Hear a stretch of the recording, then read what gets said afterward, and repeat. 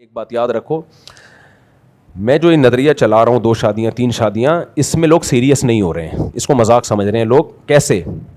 جب کرنے پہ آتے ہیں نا تو سیریسلی نہیں کرتے. کچھ لوگ نے کرنا دھرنا ہے نہیں, بیوی کو ٹارچر کرتے رہتے ہیں, وہ ہر وقت گھر میں شادی کی بات کر کے دھمکیاں دیتے رہتے ہیں, اگر تم ٹھیک نہیں ہوئی میں دوسری شادی کر لوں گا. یہ غلط ہے, یہ بالکل غلط ہے. آپ ایک چیز جس کو شریعت نے ایک ضرورت سوسائٹی کی قرار دیا, اس میں بیوی کے جذبات سے کھیلنے کی آپ کو اجازت نہیں ہے. کھیلنے کی اجازت نہیں ہے آپ کو.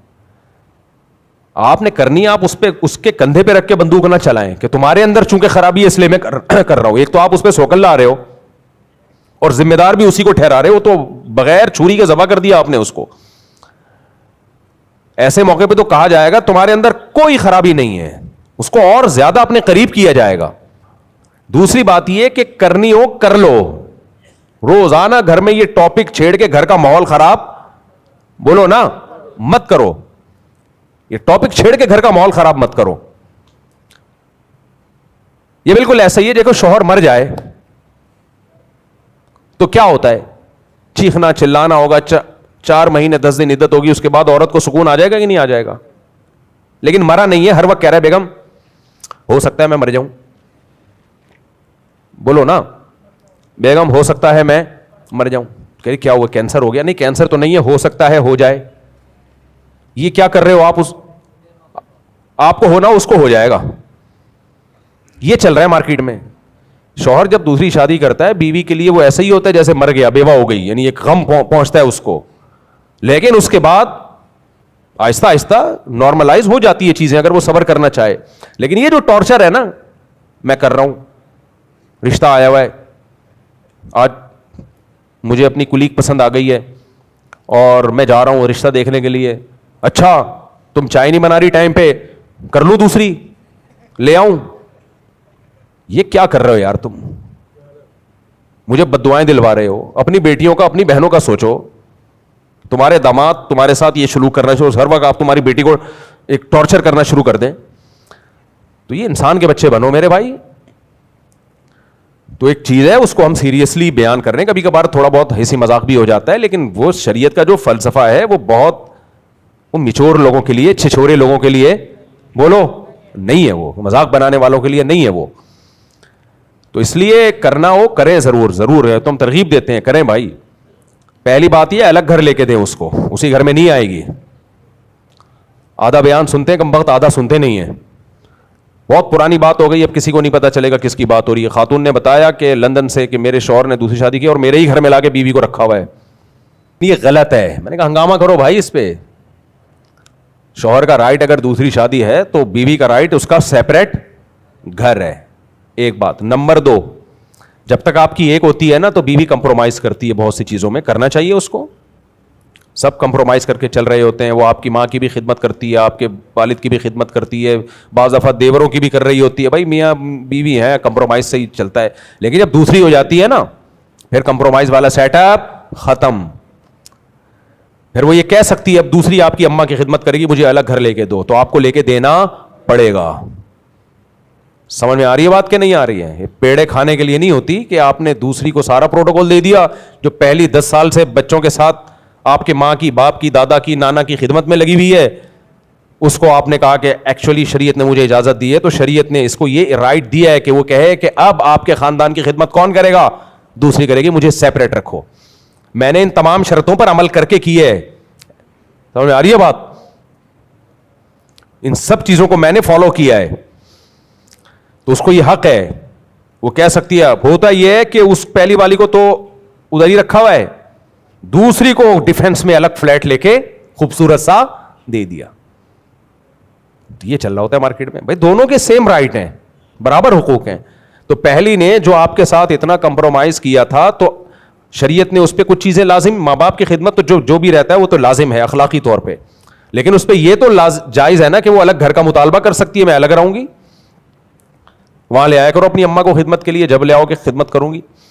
یہ رائٹ تو ہے نا اس کا. تو آدھی بات لے رہے ہوتے ہیں لوگ, پوری بات نہیں لے رہے ہوتے. اور یہ تو ظلم کی انتہا ہے کہ آپ نے دوسری کو ادھر ہی لا کے رکھ دیا. یہ تو نہیں ہو سکتا بھائی, یہ تو کسی صورت میں جائز نہیں ہے. اپنے لیے بھی عذاب کھڑا کر رہے ہو. بہت کم واقعات ہیں, 2-2, 3-3, 4-4 کو ایک ساتھ انہوں نے گھر میں رکھا ہوا ہے, ہیلمٹ پہن کے جاتے ہوں گے گھر میں, یا بلٹ پروف جیکٹ پہن کے جاتے ہوں گے, وہ ان کا اپنا مسئلہ ہے, لیکن نارملی ایسا ہوتا نہیں ہے, الگ الگ رکھو. ایک گڑبڑ یہ بھی کر رہے ہوتے ہیں, بیوہ عورت سے شادی کر لی, اس کے بچوں کو لے کے پال لیا, سلام ہے بھائی آپ کو, ماشاءاللہ بہت اچھا کیا, جنت کمانے کا اس سے بڑا کوئی ذریعہ ہو نہیں سکتا, لیکن وہ بچے لا کے پہلی کی جھولی میں ڈال دیے, یتیم بچے ہیں پالو. کیوں بھائی, اس کی ذمہ داری نہیں ہے, آپ کی رسپانسبلٹی ہے, آپ پالو اس کو. بعض یہ بھی کر رہے ہوتے ہیں, پال تو نہیں رہے لیکن لاتے ہیں اس کو پہلی والی کے گھر میں. بھائی پہلی والی کے گھر میں آپ دوسری کے بچوں کو زبردستی بولو نہیں لا سکتے, نہیں لا سکتے آپ, کیونکہ جس عورت کی باری ہوتی ہے نا, بیوی کی باری ہوتی ہے, وہ چاہتی ہے مجھے شوہر پوری توجہ کے ساتھ ملے. پھل تر کی طرح 2-4 آپ چپکا کے لاؤ گے نا بچے, اس کو پتا ہے یہ ادھر توجہ رکھے گا. نہیں یاری میرا خیال ہے بات. ایک مثال دیتا ہوں پھر کھوپڑی شریف میں آئے گی. تم تو کمارے چھڑے چاٹ ٹائپ کے لوگ ہو, چھوڑو, تمہارے سامنے یہ ایک والوں کے سامنے یہ باتیں کرنا ہی ٹائم ویسٹنگ ہے. تمہیں کیا پتا دو کے بعد مسائل کیا ہوتے ہیں, ان سے کیسے نمٹا. جب بچے ہو تم آ جاتے ہو بھی ٹوپیاں پہن کے میرے سامنے, شریف جمعے کو نہا دھو کے آ جاتے ہو, دیکھنے سے اللہ کرے سب شریف ہی ہوں مجھ سمیت. ایک گڑبڑ یہ ہوتی ہے, میں آپ کو مثال سے سمجھاتا ہوں. حدیث میں آتا ہے سیدہ عائشہ رضی اللہ تعالی عنہا کی باری تھی. کس کی باری تھی؟ سیدہ عائشہ. حضرت زینب نے حلوہ بنا کے بھیج دیا, کس کی باری میں؟ حضرت عائشہ کی باری. حضرت عائشہ نے وہ حلوے کی پلیٹ لی, زمین پہ مار کے توڑ دی اس کو. کیا ہوا بھائی, حلوے میں کیا کون سی ایسی چیز ہے, کیا مطلب, کیوں سیدہ عائشہ کو اتنا غصہ آیا؟ وجہ کیا ہے؟ باری سیدہ عائشہ کی ہے, اماں عائشہ کی باری ہے, اور انہوں نے برداشت نہیں کیا کہ میری باری میں مداخلت کسی اور کی ہو. کیونکہ نبی جب وہ کھائیں گے حلوہ, وہ یہ والے حلوے نہیں ہوتے تھے, حلوے کھانے سنت نہیں ہے جو آج کل کے حلوے آ رہے ہیں. کھجور ہوتی تھی, اس میں کوئی دودھ مکس کر دیا یا کوئی ایسی کوئی چیز, یہ جو بالکل نیچرل, یہ چینی کے جو گڑ کے جو گاجر کے پتہ نہیں کس طرح ہضم کیسے کرتے ہو. ایک دفعہ میں اچھا لوگ مجھے کہہ رہے ہوتے ہیں جب شادیوں میں کہیں کھانا وانے میں جانا ہو نا, کہ حضرت آپ یہ میٹھا کھائیں, میں نہیں کھاتا. کہتے ہیں ماشاءاللہ یار حضرت,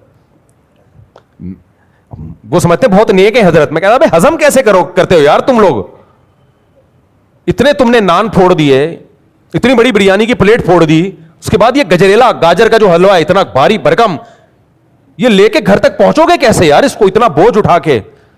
تو یہ تقویٰ نہیں ہے جو میں یہ پرہیز کر رہا ہوتا ہوں, میں حیران ہو رہا ہوں یہ ہضم کیسے کر رہے ہو تم لوگ. تو بھائی آپ کا میدا لوہا لاٹ ہوگا, ہم تو نارمل جو سادہ شریف انسانوں کا جیسا میدا ہونا چاہیے نا. میں نہیں کہہ رہا ہم کوئی نیک پرہیزگار ہے, لیکن میدا شریفوں والا رکھا ہوا ہے ہم نے, جو اتنا ہی ہضم کرتا ہے جتنے باڈی کو ضرورت ہے.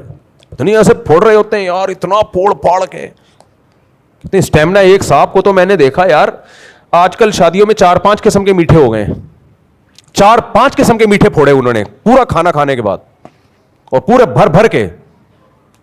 مجھے کہہ رہے ہیں آپ بھی کھائیں نا. میں نے کہا میرے اندر طاقت ہی نہیں ہے بھائی, میں نہیں کھا سکتا یار. اسٹیمنا ہوتا تو شاید میں اس سے ڈبل کھا لیتا, لیکن میرے اندر پاور نہیں ہے. آپ لوگ کا میدے کو سلام ہے یار, لیکن اللہ کرے اتنا مضبوط میدا نہ ہو, دشمنوں کا بھی نہ ہو, کیونکہ یہ مضبوط میدا آپ کا بیڑا غرق کر رہا ہے. یہ لکڑ ہضم پتھر ہضم کر کے آپ وہ گول ہو چکے ہیں. وہ کسی کو پتہ نہیں چلے گا کس کی بات ہو رہی ہے, ان کو بھی نہیں, پرانا واقعہ ہے. وہ میں نے کچھ دن پہلے دیکھا تو لمبائی اور چوڑائی برابر ہے, پتہ نہیں چلتا بیٹھے ہوئے ہیں, لیٹے ہوئے ہیں, کھڑے ہوئے ہیں, کیا ہیں. جہاں سے لٹا بھی دو تو بیٹھے ہوئے لگیں گے, بٹھا دو تو لیٹے ہوئے لگیں گے, کچھ پتہ نہیں چل رہا. ہاتھ لگا کے چیک کرنا پڑتا ہے سر کس طرف کو ہے. یہ حالت ہو گئی ہے. لیکن میدا بڑا پاورفل ہے بھائی. میدے کی طاقت کا تعلق اس سے, اس کو عادت کس کی ڈال رہے ہو. زیادہ کھانے کی عادت ڈالو گے زیادہ ہضم کرنا شروع کر دے گا, کم کھانے کی عادت ڈالو گے تو زیادہ کھاؤ گے تو ہضم ہی نہیں ہوگا. میدا تو ڈیپینڈ کرتا ہے آپ کی عادت پہ.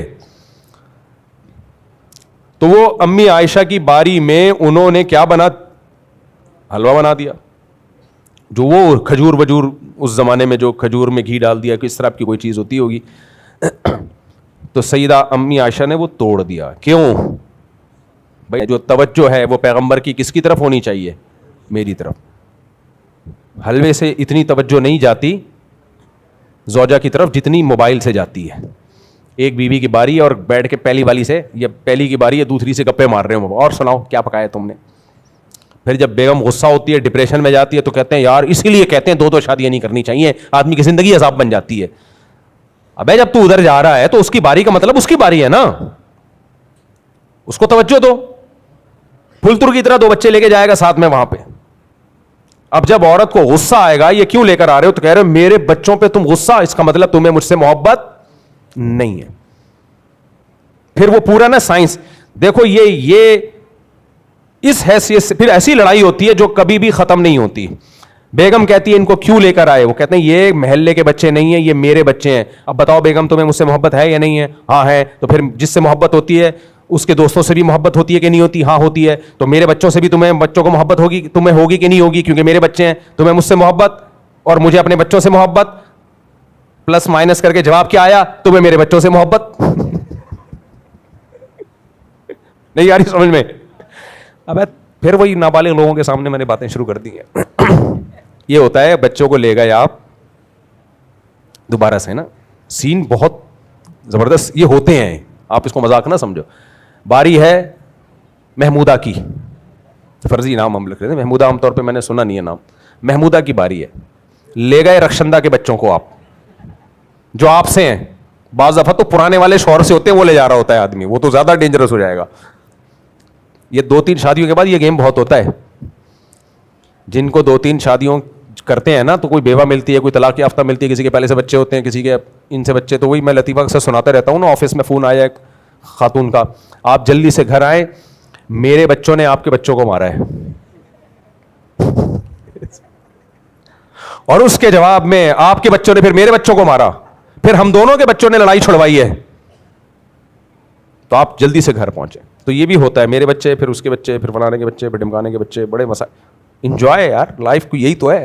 آپ کے کیا ہے, 2 ہی بچے ہیں ٹوٹل, آپ دونوں ہی کے ہیں, کوئی کسی قسم کی کنفیوژن ہے ہی نہیں. یہ زندگی ہے, زندگی ہے یہ. خیر بات کو جلدی سے سمیٹتا ہوں میں. تو سیدہ عائشہ کو غصہ کیوں آیا کہ مداخلت بولو دوسری زوجہ کی. تو اب کیا ہوتا ہے کہ اتنی سی مداخلت برداشت نہیں کی ہے, اور یہ نہیں ہوتی, محبت کا تقاضا ہے. تو اسی طرح میرے بھائی, جب دوسری کے گھر جا رہے ہو, پہلی والی کے بچوں کو لے کے جا رہے ہو, چاہے وہ آپ ہی کے بچے ہیں, پھر اس پہ یہ رپورٹیں پیش کرنا کہ جی چونکہ یہ میرے بچے ہیں, مجھے ان سے محبت ہے, تمہیں مجھ سے محبت ہے, تمہیں میرے بچوں سے بھی, یہ تو یہ فلسفہ چھوڑ دو, ایک طرف رکھ دو. جب وہاں جا رہے ہو وہ خود بلا لے, اچھی بات ہے, بچوں کو تعارف کرواؤ ضرور, لیکن جب آپ جا رہے ہو تو توجہ اس کا ٹائم پھر اس کو دینا چاہیے. خیر تو میں بات کو جلدی سے سمیٹتا ہوں. میں مثال یہ میں نے شروع کی تھی کہ انسان جتنی بھی ترقی کر لے میرے بھائی, یہ ترقی انسانوں کی نہیں ہوتی, یہ ترقی اس دنیا کی ہوتی ہے. سمجھتے ہو؟ میری اور آپ کی حقیقت میں ترقی اس وقت ہوگی جب ہم اپنی عمر کو بڑھا لیں. ایسی میڈیسن آ جائیں کہ انسان اب 2000 سال زندہ رہے گا. زندگی تو وہی ہے جہاں کے کھڑے ہوئے تھے ہم, بہت زیادہ 80 سال 90 سال. جاپان میں تو شروع سے ہی صدیوں سے لوگ لمبی زندگی جیتے ہیں, اور کچھ ممالک ایسے ہیں تو 100 سال نکال لیتے ہیں. گلگت بلتستان میں پہاڑی علاقوں میں 100 سال کے لوگ ہوتے ہیں, لیکن وہ بھی بالآخر کیا ہو جاتے ہیں؟ بوڑھے. تابعین میں ہمیں 120 سال تک کے لوگ بھی ملتے ہیں. تو اس زمانے میں تو ممکن نہیں ہے, لیکن 120 بھی کیا ہے, 60 کو 2 دفعہ, کیا خیال ہے؟ 60 سال جو ریٹائرمنٹ کی عمر ہے, گویا کہ ایک زندگی اور مل گئی, بس ختم. تو اس لیے اللہ تعالیٰ نے جو قرآن میں فرمایا من یرتد منکم عن دینہ, دین سے جو پیچھے ہٹے گا نا, تو میں اس کی مثال دے رہا تھا کہ منزل ہماری آخرت ہے, جو اس منزل سے ذرا سا بھی پورا ریورس ہوا وہ بھی ارتداد ہے, تھوڑا ریورس ہوا وہ بھی ارتداد. حقیقی معنوں میں ارتداد اس میں نہیں ہے جو اپنی منزل کو فوکس کر کے آگے بڑھتا چلا جا رہا ہے. تو اللہ نے اس کے بارے میں فرمایا جو بھی دین سے پیچھے ہٹے گا میں ایسی قوم کو پیدا کروں گا جو اللہ سے محبت اور اللہ ان سے محبت. اس میں اللہ نے بتا دیا کہ دین سے اگر پیچھے نہیں ہٹنا چاہتے تو اللہ کی محبت پیدا کر لو, کیونکہ جو پیچھے ہٹے ہیں نا ان میں ایک ہی چیز کی کمی تھی, اللہ سے محبت کی کمی تھی. تو اللہ ایسے لوگوں کو پیدا کرے گا جو اللہ سے محبت کریں گے.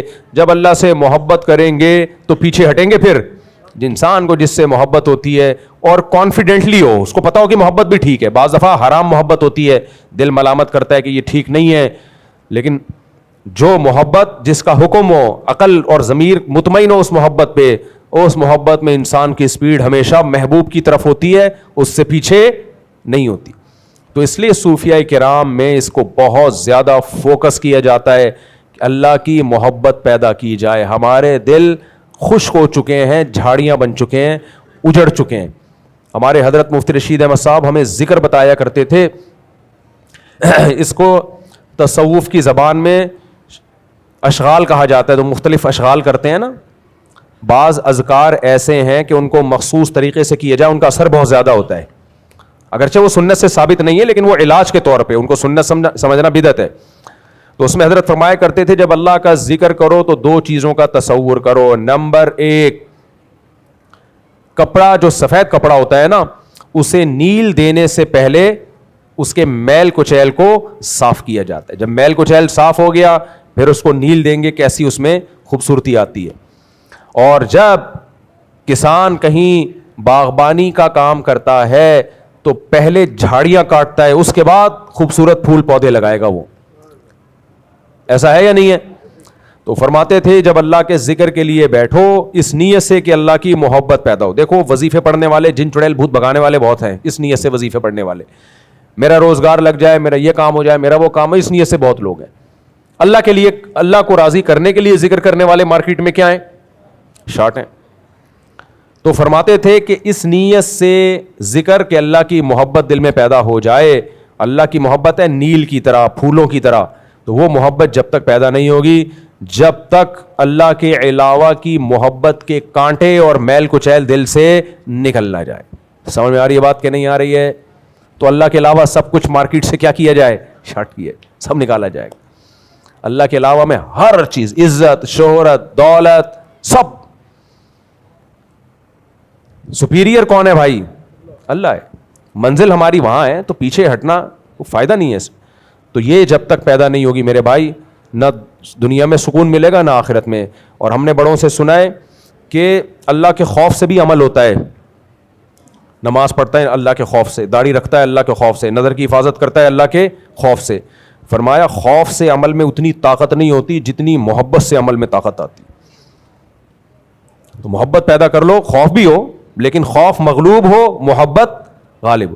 محبت میں جب کام ہوتا ہے تو مزیدار ہوتا ہے, خوف میں جب کام ہوتا ہے تو مزیدار بولو نہیں ہوتا.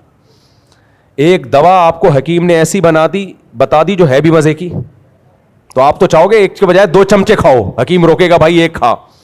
لیکن ایک دوا اگر کڑوی ہے تو آپ چاہو گے ایک بھی نہ کھاؤں, حکیم کہے گا کھا ورنہ مرے گا. تو خوف سے جو کام ہوتا ہے اس میں لذت نہیں ہوتی, پائیداری نہیں ہوتی. جو کام محبت میں ہوتا ہے مزے کا بھی ہوتا ہے اور اس میں اسپیڈ بھی انسان کی بہت تیز ہوتی ہے. تو اللہ ہم سب کے دل میں اپنی محبت پیدا فرمائے. سبحانک اللہم بحمدک نشہد ان لا